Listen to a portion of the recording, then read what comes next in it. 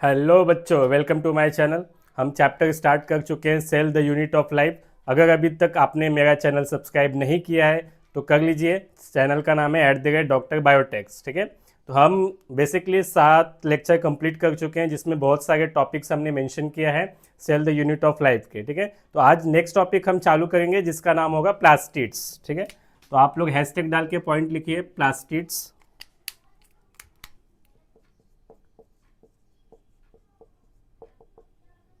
Plastid plastid basically plant cell में पाया जाता है या फिर यूग्लिनोइड। क्यों? क्योंकि ये जो प्लास्टिड है, प्लास्टिड में बहुत सारे पिगमेंट्स होते हैं जो कि प्लांट के सेल्स को या फिर प्लांट को कलर देने का काम करते हैं। तो हम ये बेसिकली बोल सकते हैं कि ये जो प्लास्टिड है ये किस में प्रेजेंट होता है? Present in plant cell and euglenoid. तो फर्स्ट पॉइंट लिखेंगे present in plant cell and euglenoid. ठीक है, नेक्स्ट पॉइंट क्या होगा बच्चों कि ये जो प्लास्टिड है ये बहुत लार्ज होता है। लार्ज होता है जिसके वजह से माइक्रोस्कोप में ये इजीली विजिबल हो सकता है। अगर इसका कंपेयर हम माइटोकॉन्ड्रिया से करें तो माइटोकॉन्ड्रिया इजीली विजिबल नहीं था, वो डेंसली स्टैंड था। जब तक उस पर डाई नहीं जाएगा तब तक वो दिखाई नहीं देता था। ठीक है, लेकिन प्लास्टिड ऐसा नहीं, प्लास्टिड लार्ज है। ठीक है, साइज में बड़े होते हैं, इसके लिए वो इजीली माइक्रोस्कोप में विजिबल होते हैं। तो नेक्स्ट पॉइंट हम लिखेंगे कि large in size and easily visible in microscope। ठीक है, ये हो गया सेकेंड पॉइंट प्लास्टिड्स को लेकर। प्लास्टिड किस में प्रेजेंट होता है? इन प्लांट सेल और यूग्लिनोइड। प्लास्टिड लार्ज इन साइज, इसके लिए यह माइक्रोस्कोप में इजीली विजिबल होता है। ठीक है, नेक्स्ट पॉइंट क्या होगा कि ये डबल मेम्ब्रेन होते हैं। कैसे होते हैं? Double membrane.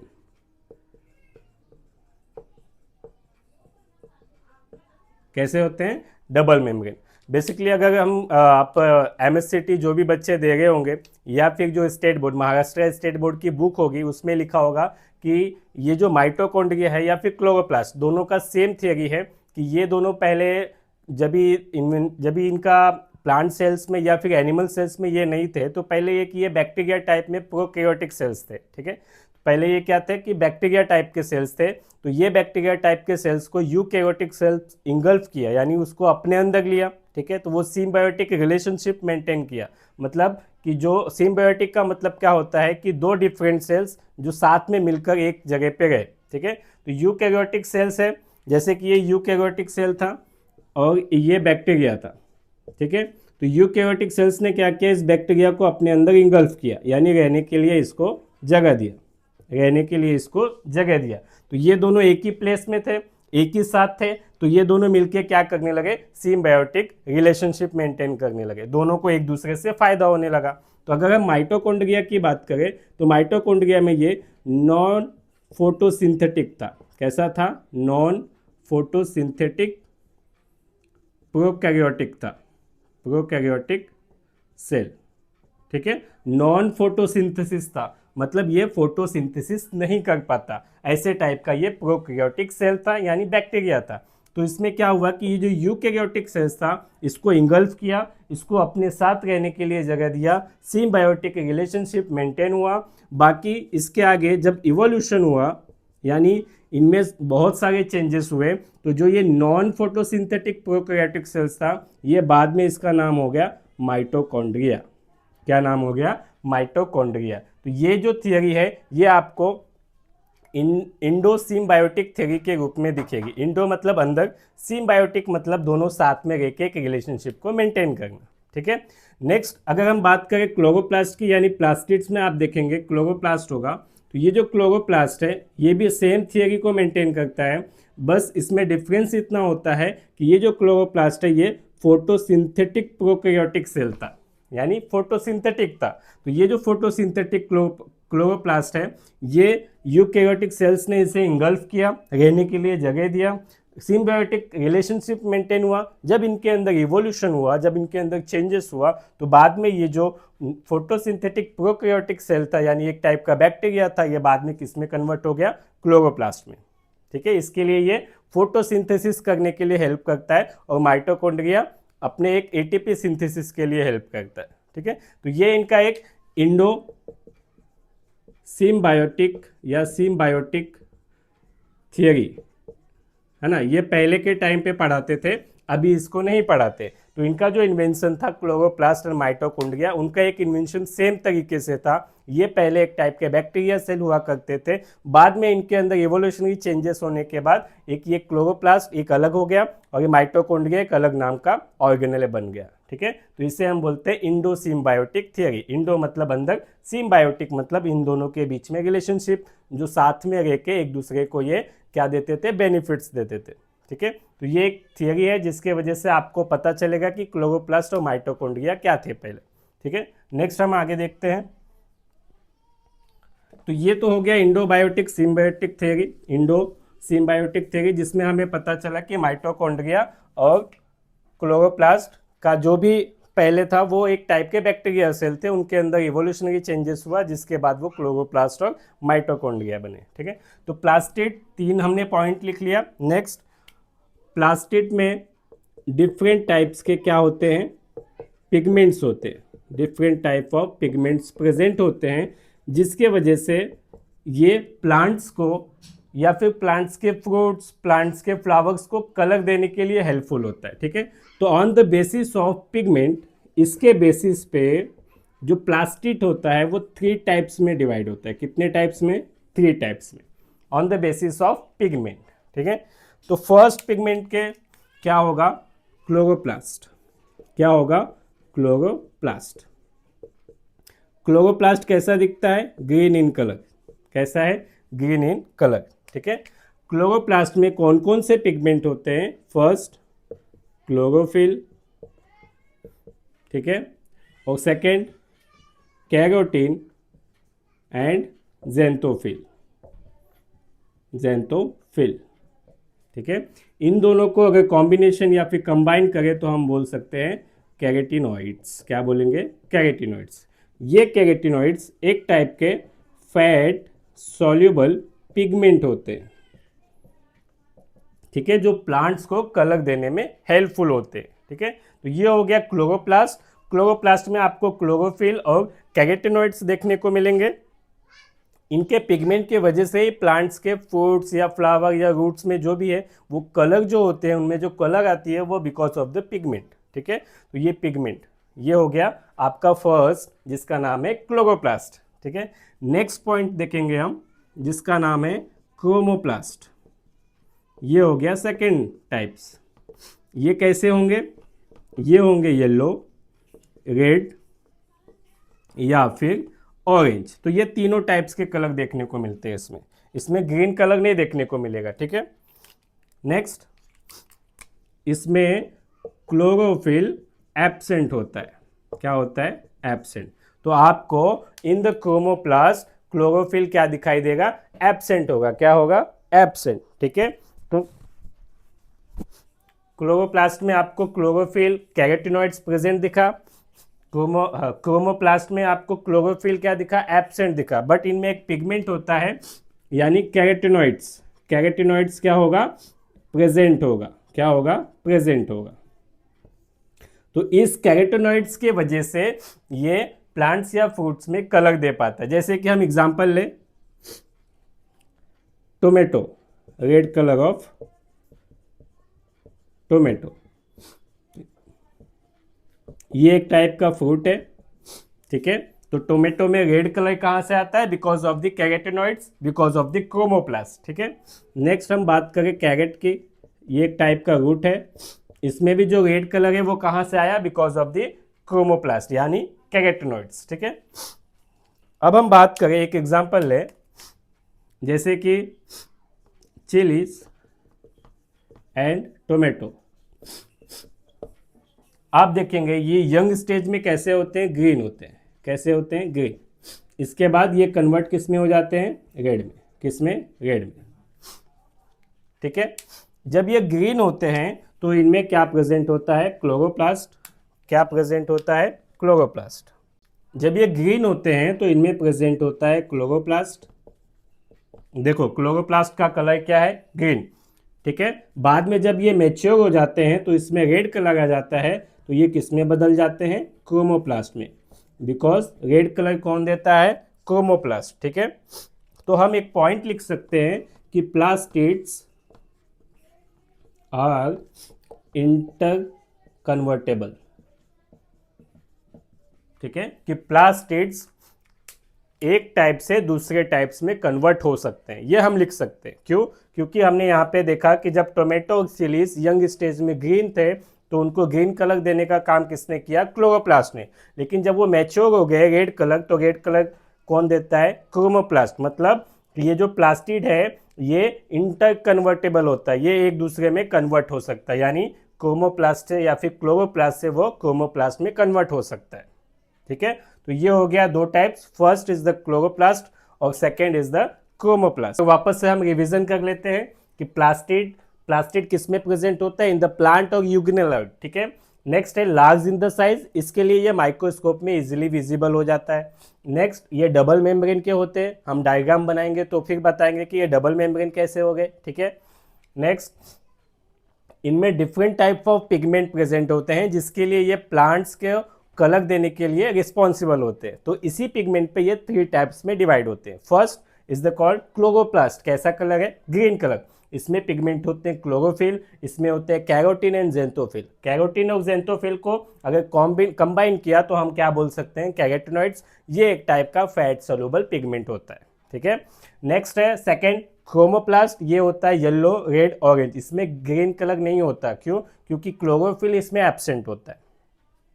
ठीक है, इसमें कैरोटिनॉइड्स प्रेजेंट होता है, because of the help of carotenoids ये कुछ फ्रूट्स, फ्लावर्स या फिर प्लांट्स को कलर दे पाता है। कौन से कलर, या तो येलो, या तो रेड, या तो ऑरेंज। ठीक है, एग्जांपल में हमने देखा red colour of tomato because of the chromoplast. Carrot की बात करें तो ये भी क्रोमोप्लास्ट दे रहे। नेक्स्ट एक और एग्जांपल हमने लिया कि चिलीज या फिर टोमेटो जब यंग स्टेज में रहते हैं तो वो ग्रीन कलर के होते हैं, लेकिन बाद में जब वो मैच्योर होते हैं तो उनका कलर ग्रीन से किस में कन्वर्ट हो जाता है, रेड में हो जाता है। ठीक है, तो इसका मतलब क्या हुआ कि जब ये यंग स्टेज में थे, ग्रीन कलर के थे, तो इनको ग्रीन कलर कौन रिस्पॉन्सिबल किया, क्लोरोप्लास्ट। ठीक है, फिर बाद में जब ये मैच्योर हो गए तो ये क्लोरोप्लास्ट किस में कन्वर्ट हो गया, क्रोमोप्लास्ट में, क्योंकि रेड कलर आ गया। तो हम ये बता सकते हैं कि जो प्लास्टिड होता है वो इंटर कन्वर्टिबल होता है, वो चेंज हो सकता है। ठीक है, नेक्स्ट थर्ड पॉइंट देखेंगे या फिर थर्ड टाइप, जिसको हम बोलते हैं ल्यूकोप्लास्ट। क्या बोलेंगे, ल्यूकोप्लास्ट। थर्ड पॉइंट डालो, ल्यूकोप्लास्ट। ल्यूकोप्लास्ट में लिखो कि इसमें जो पिगमेंट है वो पिगमेंट एब्सेंट होता है, इसमें कोई भी पिगमेंट नहीं होता, इसके लिए ये कलरलेस होते हैं। कैसे होते हैं, कलरलेस। ठीक है, क्योंकि इसमें कोई भी पिगमेंट प्रेजेंट नहीं होता। तो ये क्या काम करते हैं वो देखते हैं कि ल्यूकोप्लास्ट की शेप, ल्यूकोप्लास्ट का साइज और ल्यूकोप्लास्ट शेप एंड साइज के ऊपर डिपेंड करके ये कुछ न्यूट्रिएंट्स होते हैं, कुछ फूड होते हैं जिनको स्टोर करता है। ठीक है, तो हम लिख सकते हैं कि इनके शेप, इनके साइज के ऊपर ये क्या काम करते हैं, स्टोर न्यूट्रिएंट, या फिर हम बोल सकते हैं फूड। कौन से टाइप के, देखो जैसे कि इसने स्टोर किया प्रोटीन, या फिर कर सकता है स्टार्च, या फिर कर सकता है ऑयल, या फिर फैट। ठीक है, अब इसने किया प्रोटीन, तो प्रोटीन किया तो इसको हम बोलेंगे अमाइलोप्लास्ट। नहीं, प्रोटीन किया तो इसे बोलेंगे एल्यूरोप्लास्ट। जब ये जो ल्यूकोप्लास्ट है, अगर इसने स्टार्च को स्टोर किया तो इसे हम बोलेंगे amyloplast, like potato, right. Next अगर इसने ऑयल या फिर फैट को स्टोर किया तो इसे हम बोलेंगे इलेयोप्लास्ट या फिर इलियोप्लास्ट। ठीक है, तो ऐसे डिफरेंट नेम्स आ जाते हैं ल्यूकोप्लास्ट के जब वो डिफरेंट टाइप्स के न्यूट्रिएंट को स्टोर करता है। तो ल्यूकोप्लास्ट में कोई भी पिगमेंट नहीं होता, ये सिर्फ एक स्टोर करता है शेप और साइज के ऊपर डिपेंड करता है। उस शेप और साइज के ऊपर डिपेंड करके ये कुछ न्यूट्रिएंट्स या फूड को स्टोर करने का काम करता है, जैसे कि प्रोटीन, स्टार्च, ऑयल या फिर फैट। अगर इसने प्रोटीन को किया तो ये एलुरोप्लास्ट बन जाता है, अगर इसने स्टार्च को किया तो ये अमाइलोप्लास्ट, अगर इसने ऑयल या फैट को किया तो ये किस में बन जाता है, इलियोप्लास्ट। ठीक है, तो ये कैसा है, चेंजेबल फॉर्म है, बदलते रहता है। इसको स्टोर किया तो ये नाम, इसको स्टोर किया तो वो नाम, तो ये ऐसे हो जाता है। ठीक है, तो ये क्या है, ल्यूकोप्लास्ट, कलरलेस, क्योंकि इससे पिगमेंट एब्सेंट होता है। इतना समझ में आ गया। अब हम चलते हैं प्लास्टिड, यानी जो पहला पॉइंट था क्लोरोप्लास्ट। क्लोरोप्लास्ट का हम डायग्राम बनाएंगे और उसके बारे में सब कुछ बताएंगे। ठीक है, चलो चलो अब नेक्स्ट पढ़ते हैं हम। नेक्स्ट क्या देखेंगे, क्लोरोप्लास्ट का डायग्राम।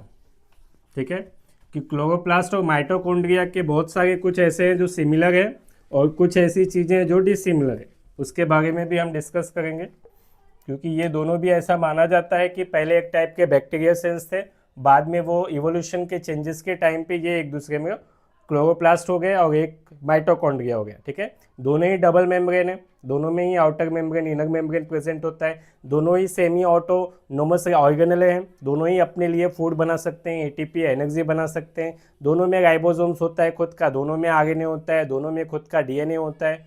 ठीक है, तो ये सब कुछ सिमिलरिटी है। अगर हम कंपेयर करें माइटोकॉन्ड्रिया से तो कुछ कुछ चीज़ें हैं जो क्लोरोप्लास्ट और माइटोकॉन्ड्रिया में सिमिलरिटी दिखेंगे। ठीक है, तो अभी हम पढ़ेंगे क्लोरोप्लास्ट का डायग्राम। तो हैशटैग डालिए क्लोरोप्लास्ट। ठीक है, चलो बनाते हैं। ये हो गया आउटर मेम्ब्रेन और ये हो गया इनर मेम्ब्रेन, जैसे कि माइटोकॉन्ड्रिया में भी हमने देखा था। डिफरेंस ऐसा था कि माइटोकॉन्ड्रिया में आपको यहाँ पे क्रिस्टे दिखाई देगा, लेकिन क्लोरोप्लास्ट में आपको क्रिस्टे नहीं दिखाई देगा। तो हम क्लोरोप्लास्ट का डायग्राम देखेंगे, इसके साथ में आपको मैं माइटोकॉन्ड्रिया में क्या था क्या नहीं था, क्या सिमिलरिटीज है क्या नहीं था, वो सब चीज़ें भी मैं बताते चलूँगा। ठीक है, तो ये जो आउटर मेम्ब्रेन है इसको हम लिख लेते हैं आउटर मेम्ब्रेन। ठीक है, ओएम, जिसमें कि क्या प्रेजेंट था माइटोकॉन्ड्रिया में, हमने देखा था प्रोटीनियस चैनल, प्रोटीनियस चैनल, जिसका नाम था पोरिन, पोरिन्स, है ना। क्या काम करता था, ट्रांसपोर्ट का। एक ये टाइप का प्रोटीन है, तो इसमें क्या होता है, पोरिन्स प्रेजेंट होता है, पोरिन्स प्रेजेंट होता है, जिसके वजह से ये परमिएबल होता है ना। परमिएबल का मतलब यहाँ से सारी चीज़ें क्रॉस हो सकती है इजीली। ठीक है, तो उसे हम बोलते हैं परमिएबल। नेक्स्ट है सेकेंड मेम्ब्रेन, जिसका नाम है इनर मेम्ब्रेन। माइटोकॉन्ड्रिया में भी हमें दो मेम्ब्रेन दिखे थे, तो इसे हम आईएम लिख सकते हैं। यहाँ पे पोरिन्स एब्सेंट होता है, जब पोरिन्स एब्सेंट है तो ये कैसा हो जाएगा, लेस परमिएबल। तो यहाँ से सारी चीज़ें इजीली क्रॉस नहीं हो सकती, क्यों, क्योंकि वहाँ पे पोरिन्स क्या है, एब्सेंट है। ठीक है, नेक्स्ट, अब ये जो आउटर मेम्ब्रेन है इनर मेम्ब्रेन है, दोनों के बीच के स्पेस को हम इंटर मेम्ब्रेन स्पेस बोलेंगे, सेम थिंग्स। अब यहाँ पे इनके पास खुद का double standard single circular DNA होगा, डबल स्टैंडर्ड सर्कुलर डीएनए। ठीक है,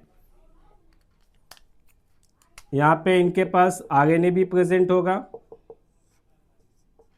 आरएनए। इनके पास खुद का राइबोसोम्स भी होगा, राइबोसोम कितना एस, राइबोसोम 70s, कितना 70s। ठीक है, माइटोकॉन्ड्रिया में भी हमने देखा था वो 70s था। अगर हम साइटोप्लाज्मिक राइबोसोम्स की बात करें तो साइटोप्लाज्म में आपको 80s दिखेगा, लेकिन यहाँ पे अगर हम क्लोरोप्लास्ट की बात करें या फिर माइटोकॉन्ड्रिया की बात करें तो उसमें आपको 70s देखेंगे। ठीक है, ये एस क्या होता है, हम राइबोसोम पढ़ेंगे तो बताएंगे कि एस का मतलब क्या होता है। नेक्स्ट, आप देखेंगे कि ये जो अंदर वाली स्पेस है, यानी जो इनर मेम्ब्रेन है, ये इनर मेम्ब्रेन के अंदर जो स्पेस है उसे हम बोलते हैं स्ट्रोमा। क्या बोलेंगे, स्ट्रोमा। स्ट्रोमा कैसा स्पेस है, covered by inner membrane, covered by inner membrane, यानी ये जो स्ट्रोमा है वो इनर मेम्ब्रेन से कवर किया हुआ है। और इसी स्ट्रोमा में आपको ऐसे फ्लैट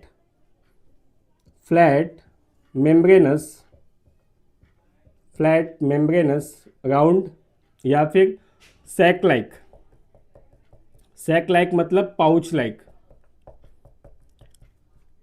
स्ट्रक्चर देखने को मिलेंगे, जिससे हम बोलते हैं थाइलाकॉइड। क्या बोलेंगे? थाइलाकॉइड।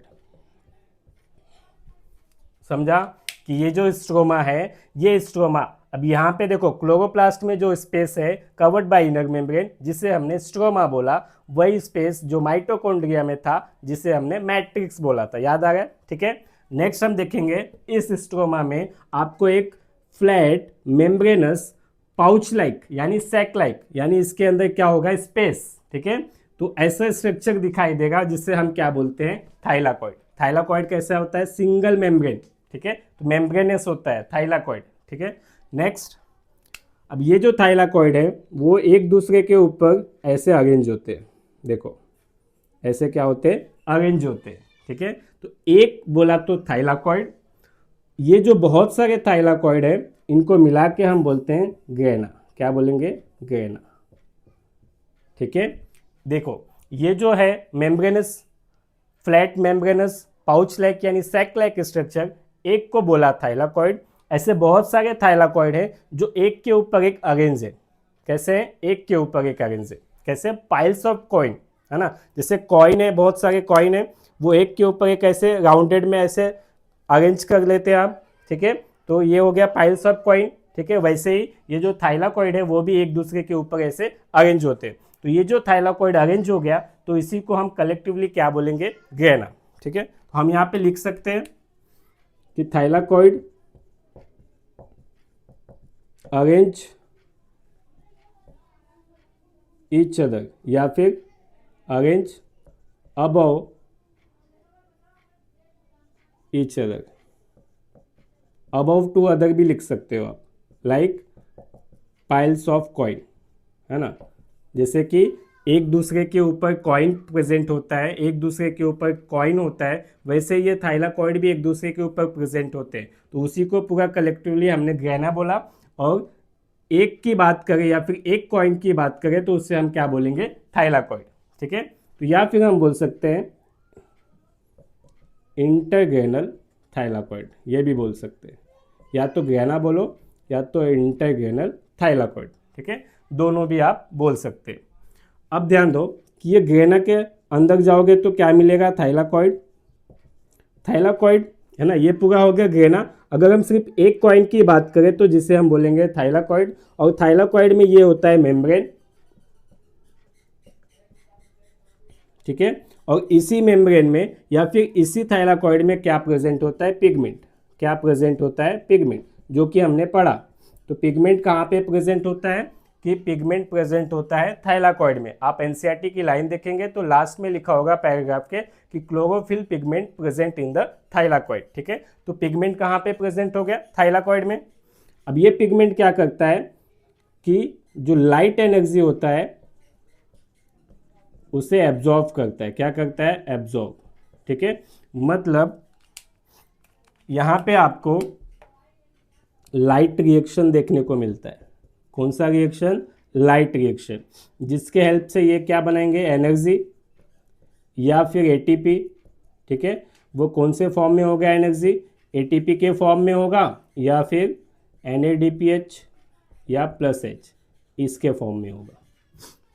ठीक है। इसका मतलब क्या हुआ कि जो थाइलाकॉइड में जो पिगमेंट है वो सनलाइट या फिर लाइट की एनर्जी को एब्जॉर्ब किया। एब्जॉर्ब करने के बाद क्या बनाया? एनर्जी। क्या बनाया? एनर्जी। एनर्जी कौन से फॉर्म में? ATP and NADPH। इतना समझ में आ गया।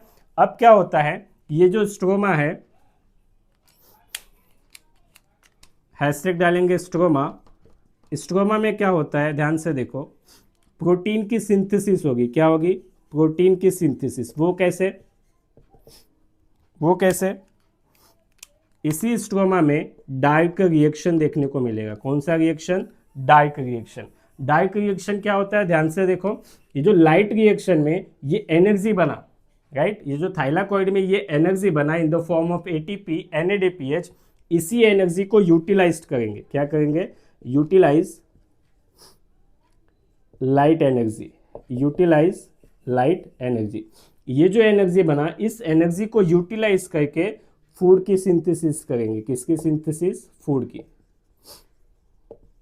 तो अपने लिए खाना कौन बनाएगा? क्लोरोप्लास्ट। वो कैसे बनाता है कि लाइट एनर्जी से जो लाइट मिला यानी एनर्जी मिली, एटीपी मिला, उस एटीपी का यूज करके वो अपने लिए खाना बनाता है। इसी साइकिल को हम बोलते हैं केल्विन साइकिल। क्या बोलेंगे? Calvin cycle. ठीक है। तो क्या इस लाइट के एनर्जी से डायरेक्ट यूटिलाइज करके फूड की सिंथेसिस हुई? नहीं। क्यों? क्योंकि इसके बीच में एक एंजाइम प्रेजेंट होता है जिसे हम बोलते हैं रूबिस्को एंजाइम। कौन सा एंजाइम? Rubisco enzyme. ठीक है। ये एंजाइम एक टाइप का प्रोटीन है जो कि अपने अर्थ में एकदम अबंडेंट फॉर्म में पाया जाता है और वेरी फास्ट एंजाइम से। ठीक है। तो फूड सिंथेसिस कहाँ पे हुआ? स्ट्रोमा में, with the help of ATP energy. Light reaction में जो एनर्जी मिला उसके एनर्जी के हेल्प से फूड सिंथेसिस हुआ, जिसे हम केल्विन साइकिल बोलेंगे, विद द हेल्प ऑफ कौन सा एंजाइम? Rubisco enzyme. ठीक है।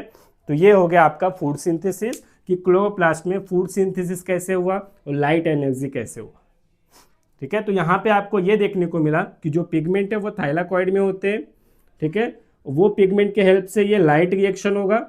लाइट रिएक्शन से जो एनर्जी मिलेगी उसको यूटिलाइज करके स्ट्रोमा में आपको डार्क रिएक्शन देखने को मिलेगा, और इन द डार्क रिएक्शन आपको फूड सिंथेसिस मिलेगा देखने को with the help of rubisco enzyme. इतना समझा? Light reaction differentiate between the dark reaction. तो लाइट रिएक्शन में आपको एनर्जी देखने को मिलेगी कि एनर्जी कैसे मिल गई, और उसी एनर्जी का यूज करके डार्क रिएक्शन में आपको खाना बनते हुए दिखेगा। ठीक है। ये हो गया क्लोरोप्लास्ट, जिसे हम सेमी ऑटोनोमस ऑर्गेनेले भी बोलते हैं, because of they have own DNA, RNA और राइबोसोम्स। तो हम लिख सकते सेमी ऑटोनोमस ऑर्गेनेले लिख सकते हैं। ठीक है। अब यहाँ पे ध्यान दो, यहाँ पे समझो स्ट्रोमा में ऐसे बहुत सारे आपको ग्रेना दिखाई देंगे, और इस ग्रेना को जोड़ने के लिए एक ऐसे flat like membranous structure, tubule type ऐसे स्ट्रक्चर दिखाई देंगे जो दो ग्रेना को क्या कर रहे होंगे? कनेक्ट कर रहे होंगे। हम लिख सकते हैं फ्लैट मेम्ब्रेनस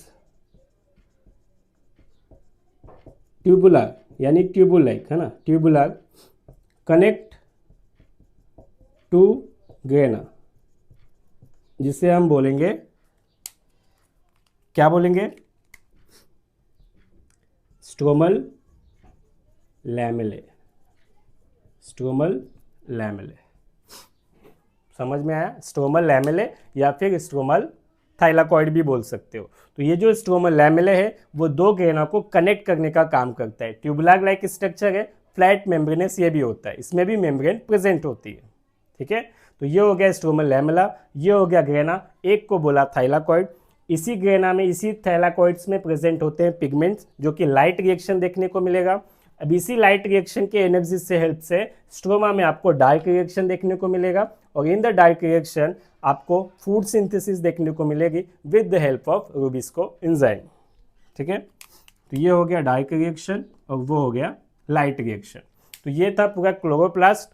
कुछ कुछ चीज़ें जो माइटोकॉन्ड्रिया से मिलती हैं और कुछ चीज़ें जो नहीं मिलती, जैसे कि इनर मेम्ब्रेन लेस परमिएबल है, ये same as it is mitochondria में भी था, लेकिन माइटोकॉन्ड्रिया में आपको क्रिस्टे भी दिखाई देगा। ठीक है। माइटोकॉन्ड्रिया में आपको क्रिस्टे दिखाई देगा, लेकिन यहाँ पे क्रिस्टे नहीं होता। ठीक है। यहाँ पे कौन सा सिंथेसिस होता है? आप यहाँ पे लिखो, हैशटैग डालना, एटीपी सिंथेसिस। यहाँ पे हम क्या बोलते हैं? Photo phosphorylation. Photo phosphorylation. जबकि माइटोकॉन्ड्रिया में हमें क्या देखने को मिला कि वहां पे जो एटीपी बन रहा था उसे हम ऑक्सीडेटिव फॉस्फोराइलेशन बोलते हैं, बट इन द क्लोरोप्लास्ट आपको फोटोफॉस्फोराइलेशन देखने को मिलेगा। ठीक है, तो ये दोनों के बीच में डिफरेंस हो गया माइटोकॉन्ड्रिया और क्लोरोप्लास्ट में। इतना समझ में आ गया आपको, photophosphorylation in the chloroplast, oxidative phosphorylation in the mitochondria. ठीक है, दोनों भी सेमी ऑटोनोमस ऑर्गेनेल हैं, दोनों में भी डबल मेम्ब्रेन होता है, दोनों के पास भी खुद का डीएनए है, खुद का आरएनए है, खुद का राइबोसोम्स है, और दोनों में भी राइबोसोम 70S होता है। तो ये हो गया इन दोनों में सिमिलरिटी। दोनों में पोरिन्स है आउटर मेम्ब्रेन पे, दोनों का आउटर मेम्ब्रेन परमिएबल है, दोनों के इनर मेम्ब्रेन लेस परमिएबल है। इतना समझा। वहां पे ईटीएस होता है, electron transport system in the mitochondria, हमने देखा था। और क्या होता है वहां पे, क्रेब्स साइकिल होती है, लेकिन यहाँ पे आपको लाइट रिएक्शन और डार्क रिएक्शन देखने को मिलेगा। वहाँ पे एटीपी की सिंथेसिस थी, ऑक्सीडेटिव फॉस्फोराइलेशन, यहाँ पे आपको फूड सिंथेसिस देखने को मिलेगा। एटीपी सिंथेसिस को हम क्या बोलेंगे, फोटोफॉस्फोराइलेशन। ठीक है, तो ये जो क्लोरोप्लास्ट है वो माइटोकॉन्ड्रिया जैसे इसके शेप, इसके साइज, इसके नंबर वेरी कर सकते हैं। किसी में एक भी प्रेजेंट हो सकता है और किसी में 20 या 40 भी हो सकते हैं। अगर हम ग्रीन प्लांट्स की बात करें तो ग्रीन प्लांट्स में आपको मीजोफिल सेल्स में 20 से 40 देखने को मिल सकता है। और मीजोफिल सेल्स कहाँ पे होते हैं, उनके लीव्स में यानी पत्तों में। ठीक है, क्लाइमिडोमोनास की बात करें वो एक टाइप का प्रोटिस्टा है, तो उसमें एक क्लोरोप्लास्ट देखने को मिल सकता है। ठीक है, तो ऐसे ही क्लोरोप्लास्ट के जो नंबर, साइज, शेप वो वेरी करते हैं अलग अलग फाइलम में, अलग अलग प्लांट्स में। ठीक है, आप क्लोरोप्लास्ट की शेप की बात करें तो वो रिबन लाइक हो सकता है, इन द स्पाइरो आएगा। लेंस शेप के भी हो सकते हैं, राउंड शेप के भी हो सकते हैं, ट्यूबुलर भी हो सकते हैं, तो उनके शेप भी अलग अलग टाइप के प्रेजेंट होते हैं। ठीक है, ट्यूबुलर स्ट्रक्चर, रिबन लाइक, वो सब चीज़ें हो सकती है। ये सिंगल भी हो सकते हैं, ज़्यादा भी हो सकते हैं। तो क्लोरोप्लास्ट के भी नंबर, शेप, साइज क्या करते हैं, वैरी करते हैं। ठीक है, तो ये हो गया डायग्राम। इसमें कुछ भी डाउट रहा तो आप कमेंट करके पूछिए, और मेरे चैनल को सब्सक्राइब नहीं किया होगा तो अभी तक कर लीजिए। ठीक है, कुछ एक दो पॉइंट्स बचे वो मैं आपको बताता हूँ, देखते हैं। चलिए आगे देखते हैं। कुछ क्लोरोप्लास्ट के एक दो पॉइंट्स बचे हैं, जैसे कि उनके शेप, है ना। शेप कैसे होंगे, शेप बहुत टाइप्स के प्रेजेंट होते हैं, like round shape, cup shape, ribbon like, lens, spherical, spiral. तो किसी भी शेप में आपको क्लोरोप्लास्ट देखने को मिल सकते हैं। स्पाइरो वगैरह में कुछ अलग देखने को मिलेंगे, किसी प्लांट्स में कुछ अलग देखने को मिलेंगे। तो हम नेक्स्ट पॉइंट डालेंगे शेप। आपको शेप देखने को मिल सकता है कप लाइक, लेंस, ठीक है, स्फेरिकल, स्पाइरल, रिबन लाइक। तो बहुत सारे अलग अलग टाइप के आपको शेप देखने को मिल सकते हैं।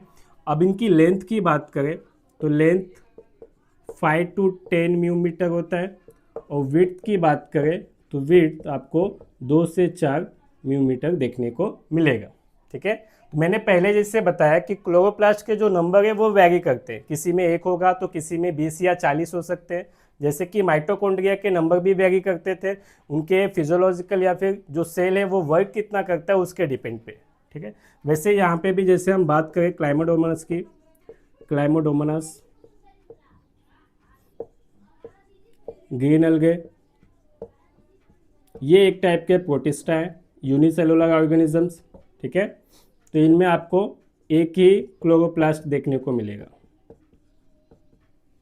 नेक्स्ट हम मीजोफिल सेल्स की बात करें, मोस्टली जो ग्रीन प्लांट्स होते हैं उनमें जो क्लोरोप्लास्ट होता है वो मीजोफिल सेल्स में ही होता है। और मीजोफिल सेल्स कहाँ पे होते हैं, लीव्स में। 20 to 40 नंबर वेरी करता है। ठीक है, ये हो गए इनके पॉइंट्स। यहाँ पे आपको ईटीसी देखने को मिल सकता है, electron transport chain, ATP synthesis के लिए। ठीक है, थाइलाकॉइड्स में होता है, जो मैंने पहले ही बोला कि जो पिगमेंट्स है वो कहाँ पे प्रेजेंट होते हैं, थाइलाकॉइड्स में। ठीक है, एनसीईआरटी की लाइन है कि जो क्लोरोफिल पिगमेंट्स है वो कहाँ पे प्रेजेंट होता है, थाइलाकॉइड्स में। एनसीईआरटी की लाइन है कि इनका जो राइबोसोम है वो 70S है, साइटोप्लाज्मिक का 80S होता है। ठीक है, ये सब एनसीईआरटी की लाइन है। ये जो शेप, साइज, लेंथ, विड्थ ये सब एनसीईआरटी में दिया हुआ है। ठीक है, ल्यूकोप्लास्ट के बारे में दिया है, राइट। और फिर उसके बाद क्रोमोप्लास्ट के बारे में दिया है, क्लोरोप्लास्ट के बारे में दिया है। तो ये सब चीज़ें आपको एनसीईआरटी में दी हुई है पहले से। ये लार्ज साइज होते हैं प्लास्टिड, इजीली विजिबल होते हैं, ठीक है। डबल मेम्ब्रेन होते हैं, ये सब चीज़ें हमने डायग्रामेटिक फॉर्म में देखा। ग्रेना किससे बोलेंगे, स्ट्रोमा लैमेला किससे बोलेंगे, इनर मेम्ब्रेन, आउटर मेम्ब्रेन, सब कुछ देखा हमने प्लास्टिड्स के बारे में, ठीक है। उसके 3 टाइप्स है on the basis of pigments, ठीक है। पिगमेंट्स क्या होता है, जो कि प्लांट्स को कलर शो करता है, ठीक है। तो आज के लिए यहाँ तक ही प्लास्टिड्स खत्म हो चुके हैं। अभी हमारे पास कुछ और भी टॉपिक्स बचे हैं, जैसे कि सेल मेम्ब्रेन मैंने छोड़ा है, वो मैं आप नेक्स्ट लेक्चर में देखेंगे। सेल मेम्ब्रेन, ठीक है। न्यूक्लियस बचा है, साइटोस्केलेटन बचा है, सेंट्रोजोम बचे, सीलिया और फ्लैजिला बचा हुआ है, वो भी हम कंप्लीट करेंगे, ठीक है। तो आज के लिए इतना ही। आपको कुछ भी डाउट लगा मेरे इस टॉपिक में, कमेंट करके पूछिए। अभी तक आपने अगर मेरे चैनल को सब्सक्राइब नहीं किया है तो सब्सक्राइब कर लीजिए @Dr. Biotex, ठीक है। नोटिफिकेशन बेल आइकन पे क्लिक कीजिए ताकि जो भी मेरे रिकॉर्डेड लेक्चर है वो आप तक पहले पहुंच जाना चाहिए, ठीक है। चलिए, नमस्ते, बाय।